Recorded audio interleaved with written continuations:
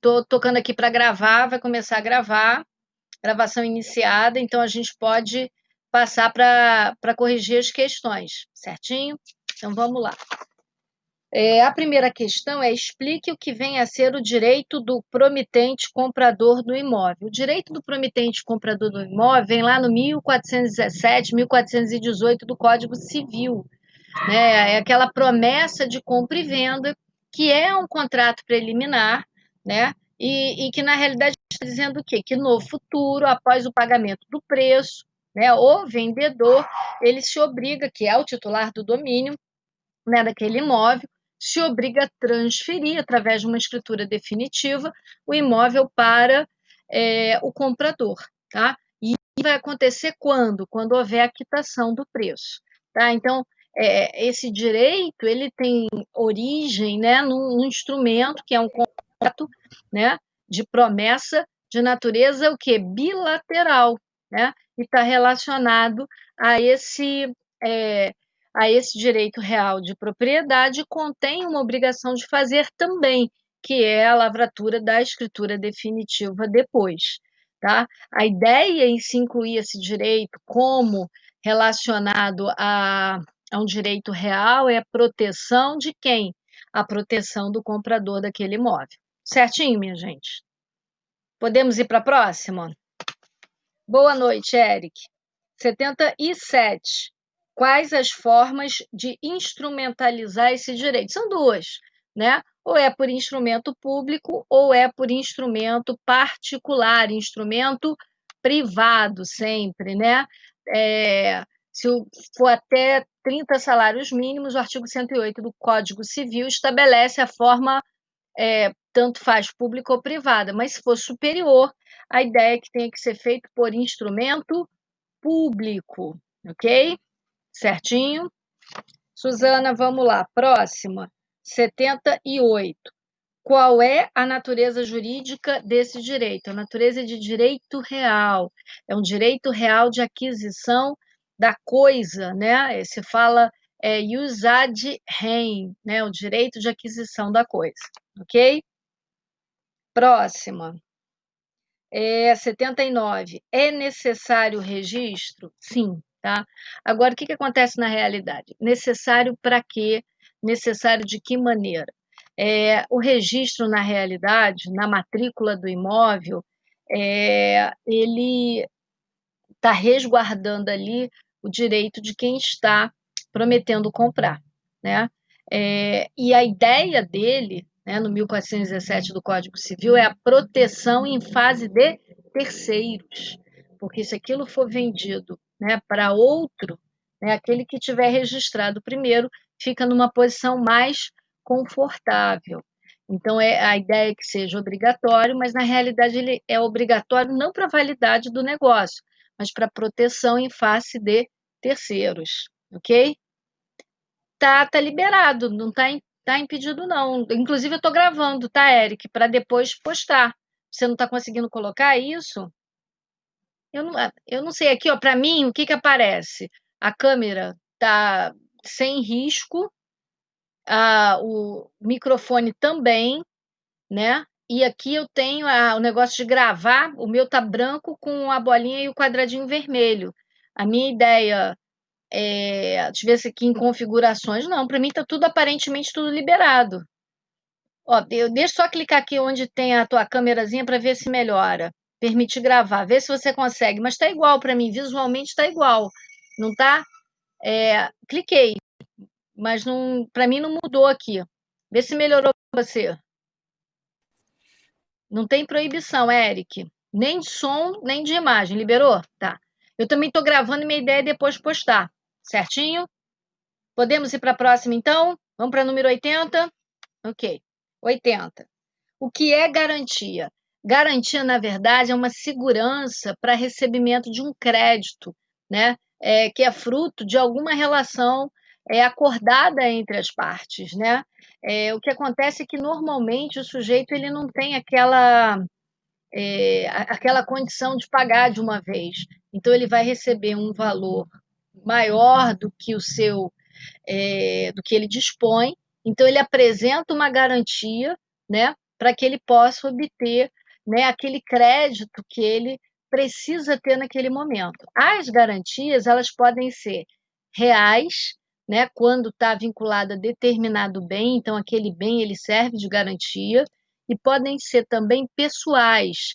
As pessoais estão relacionadas à confiança, é o que a gente chama de garantia fidejussória, né, quando um terceiro, uma pessoa, né, por questão realmente de confiança, ela afiança aquele negócio, né? E ele passa a ser o garantidor daquele negócio. É interessante a gente colocar que existem garantias reais que não acabam não cuidando nem do bem de família. É o caso da lei de locação. Então, se você é o fiador num contrato de locação, o que pode acontecer? Né? Caso o afiançado não pague, né? Você, fiador não pagando, tendo imóvel, mesmo que seja o seu local de domicílio, você tem, né, o risco de poder perdê-lo, né, por conta dessa fiança. Tá? A lei de locação estabeleceu no artigo 82 isso dessa forma para viabilizar, né, as locações em si. Né? Hoje se usa menos a fiança, né, do que agora estou vendo aqui o negócio da Suzana. Suzana, para mim está todo mundo liberado. Vou tentar aqui clicar em cima de novo, mas não muda para mim, tá?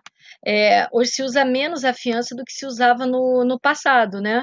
É muito mais fácil hoje você ter, né, um seguro fiança, né, algo de natureza mais bancária do que aquela pessoa. Ok, minha gente? Certinho até aqui? Podemos ir para 81? 82? Vamos lá? 82. Cite e explique os efeitos da garantia. Aí a gente tem várias questões vinculadas à garantia. A primeira delas é o direito de preferência. Por quê? Credor com garantia real tem preferência para receber o seu crédito, né? Depois a gente tem o chamado direito de exclusão, que diz respeito a credores hipotecários e pignoratícios, porque eles podem executar na justiça os bens dados em garantia, né? Para que eles possam, com isso, receber, né, o que lhes é devido. A gente tem também o chamado direito de sequela, que é aquele direito de perseguir, a gente falou disso quando falou de posse e propriedade, perseguir a coisa é, que foi dada em garantia em poder de quem ela quer que se encontre, né? Então, aquele bem se perecer, se perder, ele sofre porque ele perde a garantia. Então, ele tem esse direito de ir para cima, né? Indivisibilidade, isso está no 1421 do Código Civil, né? Mesmo que eu tenha o pagamento de uma ou mais prestações da dívida, né, eu não vou falar em exoneração, né? A garantia ela continua até o final do pagamento, tá? Essa é a ideia, certinho? Tudo bem? Alguma pergunta até aqui? Acho que está tudo tranquilo. Não sei se eu consigo ver aqui no chat. Tá. Vamos então para 8.3. É isso? 8.3. 8.3. Cite e explique os requisitos da garantia. A gente tem requisitos que são subjetivos. Os requisitos subjetivos, eles dizem respeito aos sujeitos. Então, tem que ter o quê? Ser um sujeito capaz para prática de atos da vida civil normal, inclusive o ato de alienar. Porque se ele vai dar aquele bem em garantia, ele precisa ter essa disponibilidade, essa capacidade. A gente tem também requisitos de natureza objetiva, né? Os bens, né? As coisas que vão ser dadas em garantia têm que ser suscetíveis de alienação, tem que ser coisas destinadas ao comércio, né? Senão não vai servir de nada. E a gente tem requisitos de forma, né? Por quê? Porque tem que se fazer uma descrição detalhada se foi imóvel, de qual é o imóvel, tem que cumprir as determinações todas legais, tem que ter identificação das partes, como é que vai ser esse pagamento, em quantas parcelas, se tem encargos moratórios, né? E tem que se levar isso a registro, né? No registro de imóveis ou no cartório de títulos e documentos. Por quê? Porque aí vai estar vinculado à publicidade, o requisito de publicidade que é essencial, né, nesse tipo de negócio. Certinho? Vamos para o próximo, então. 8.4. Fale sobre a cláusula comissória e sua nulidade. A cláusula comissória é uma cláusula que a gente tem de forma, acho que até comum, né? Ela estipula, né, que o credor está autorizado a ficar com a coisa dada em garantia, caso não haja o pagamento daquele valor que foi ali acordado, né? Só que o Código Civil, no artigo 1428, ele diz que essa cláusula, né, ela é nula quando disser respeito a quê? Ao penhor, à anticrese e à hipoteca. Tá? Então, ele não vai poder ficar. Ele precisa alienar para depois ser ressarcido do valor que está relacionado àquela dívida em si. Ok? 85, então. A 85, fale sobre a possibilidade do vencimento antecipado da dívida. Isso está lá no 1425. É possível, sim. O sujeito não paga uma parcela, pode ser estabelecido que todas as demais vão ser consideradas vencidas de forma antecipada, né? Isso é uma cláusula bastante comum em vários contratos, certinho? 86, vamos lá. O que é o penhor, né? O penhor, né, a gente vê isso muito com a Caixa Econômica Federal, né? Ele está relacionado a bens móveis, né? E você dá aquela coisa móvel em garantia, né? Para receber determinada quantia. E aí, depois que você pague, você recebe de volta a coisa móvel. Só que o detalhe é que no penhor, a coisa móvel não fica em poder, em regra, do devedor. Por isso que quando você vai lá no setor de penhor da Caixa, se deixa o bem na Caixa e depois que você pague o que é devido, você consegue resgatar aquele bem, né? O credor pignoratício, ele tem direito à posse dessa coisa que foi empenhada, ele pode retê-la, né? Pode cobrar pelas despesas que ele tenha tido pela guarda dela, né? É, Pode, caso não haja o pagamento, promover a ação judicial para execução, né? Pode se apropriar dos frutos dessa coisa. Então, ele tem uma série de direitos, mas também ele tem deveres, né? Dever de guardar a coisa, de devolvê-la ao dono ao final, de defender a posse da mesma enquanto, né, está na guarda dela. Caso ele colha frutos, né, ele deve estimar o valor desses frutos, né, isso é bastante importante, né, seriam deveres que ele tem, ok? Certinho? Vamos para a próxima? Só ver aqui se alguém colocou alguma coisa. A última coisa que eu tenho aqui é a Suzana. Então, vamos seguir. Agora a gente vai para 87. Fale sobre os direitos e deveres do credor pignoratício. Eu falei quando respondi sobre o penhor, né? 88. Fale sobre o penhor de veículos. O penhor de veículos, ele está lá no 1461 do Código Civil, né? E ele, na realidade, veio nesse Código Civil de 2002, né? Ele já vinha, de certa forma, sendo utilizado, mas o código o consagrou. É necessário que se faça o registro do documento de constituição no cartório de títulos e documentos, né? É obrigatória a feitura de um seguro daquele veículo, né? E também o estado que se encontra o veículo, né?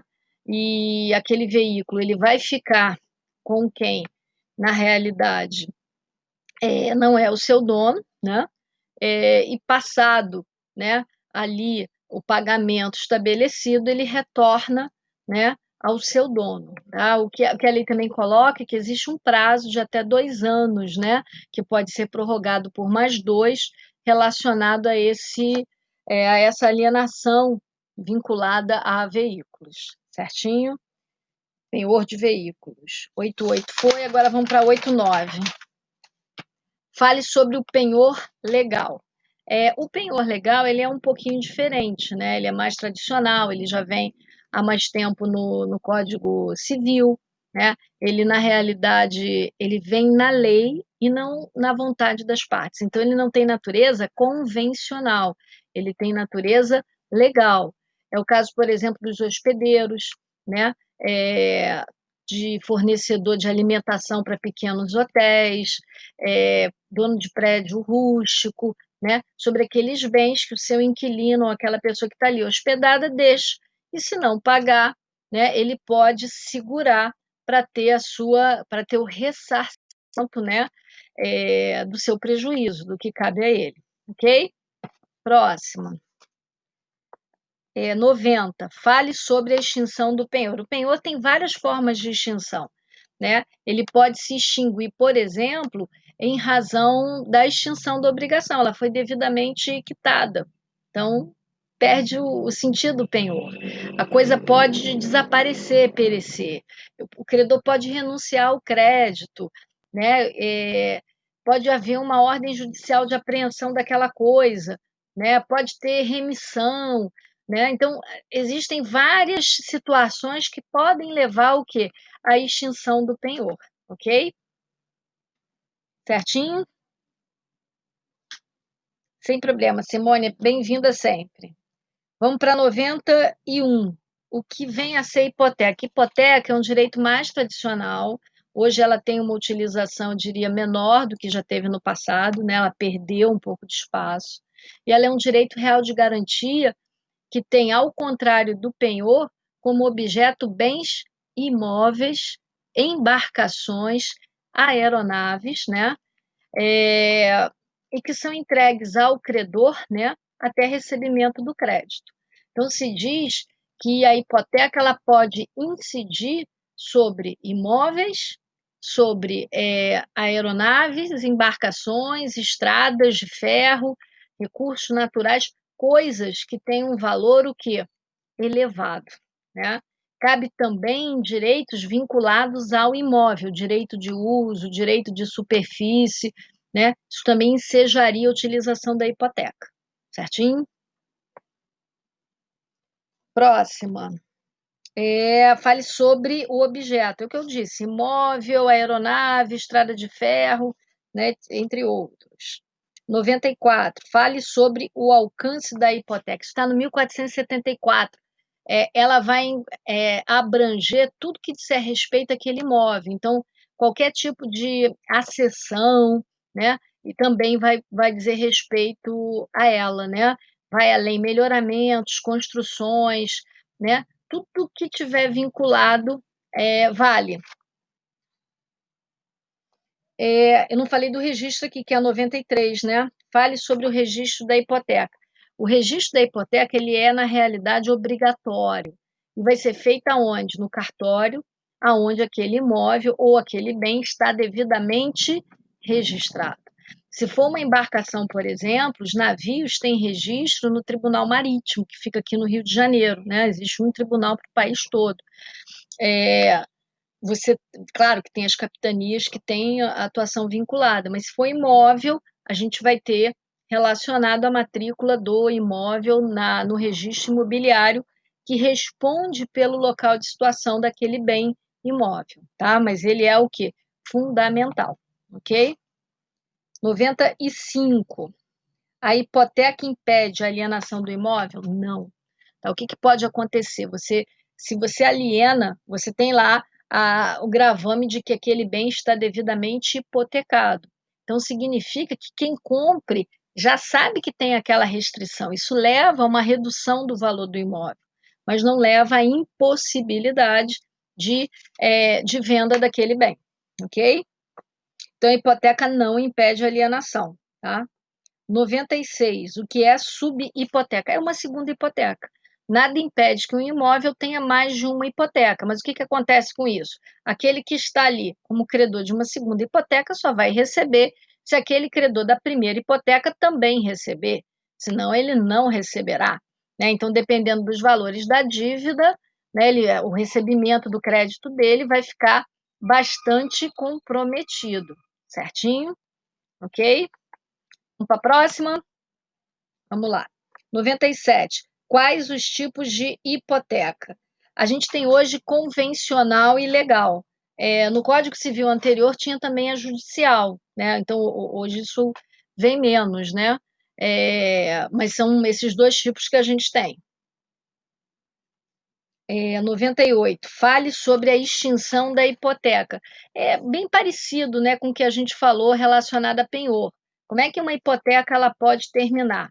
Tá? Primeiro, a obrigação principal ela foi adimplida, foi extinta, acabou. Segunda, a coisa perece, é destruída, né? E aí isso leva à extinção.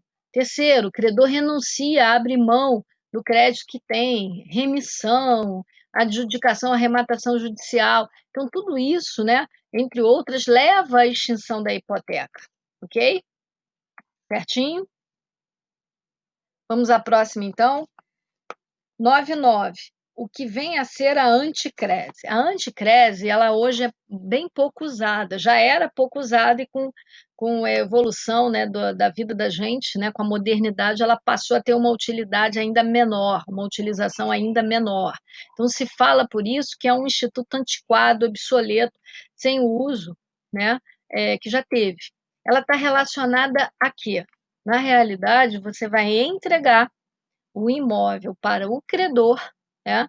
E ele vai alugar, ele vai receber os frutos daquele bem até haver o quê? Pagamento da dívida. Essa é a ideia, né? Você continua sendo proprietário, só que você não tem o direito de gozo e o direito de uso daquele bem, e o valor obtido com isso vai reverter para o teu credor.